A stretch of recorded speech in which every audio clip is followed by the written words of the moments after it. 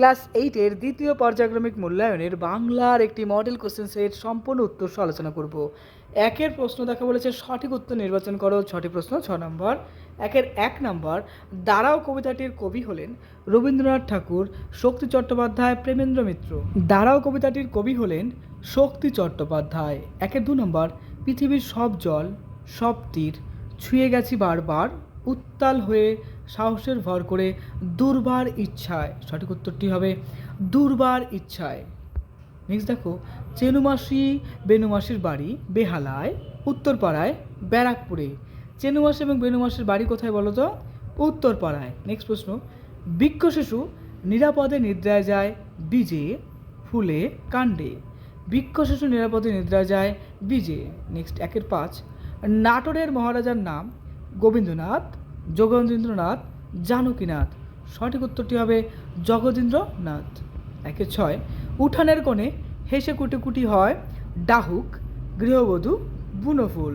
সঠিক উত্তরটি হবে বুনোফুল।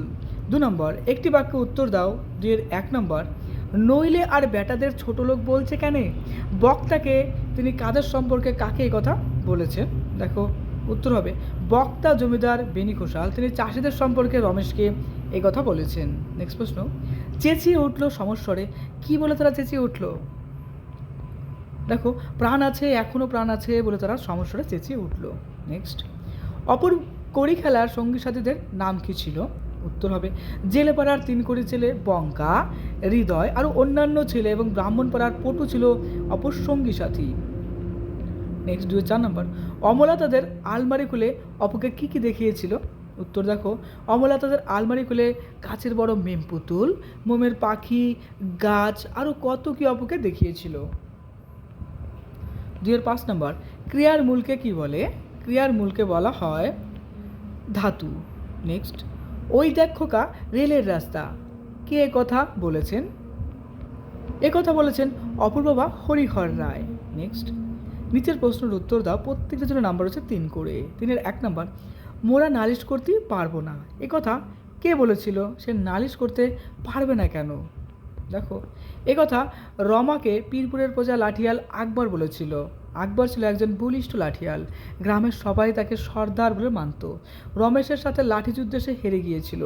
এই হার তার বীরত্ব পুরুষত্বে আঘাত করলেও তার আত্মমর্যাদায় আঘাত আনেনি। যখনই রমা ভাবেনি ঘোষালের কথা মতো রমেশের নামে সদরে গিয়ে মিথ্যে মামলা করার কথা বলা হয়, তখনই তার আত্মমর্যাদাবোধে আঘাত লাগে। তার আত্মমর্যাদায় আঘাত লাগায় সে আর নালিশ করতে চায়নি। নেক্সট, কোনটি কোন ধরনের সর্বনাম? আমরা, তিনি, সবাই। দেখো, আমরা হলো ব্যক্তিবাচক সর্বনাম, এটা নির্দেশকবাচক সর্বনাম, সবাই সমষ্টিবাচক সর্বনাম। নেক্সট, অপদুর্গার চড়ুই ভাতের আয়োজন সম্পর্কে সংক্ষেপে লেখো।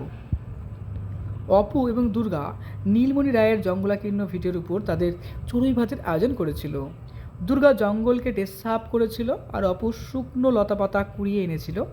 তারা তাদের মায়ের অজান্তেই বাড়ি থেকে নিয়ে এসেছিল তেল, চাল, নারকেলের শুকনো মালায়। তাদের বনভোজনের সঙ্গী হয়েছিল বিনি। তারা মাটির হাঁড়িতে ভাত রান্না করে সঙ্গে বেগুন ভাজা আর কষে মেটে আলুর ফল। দুর্গা লবণ ছাড়াই রান্না করেছিল সেদিন।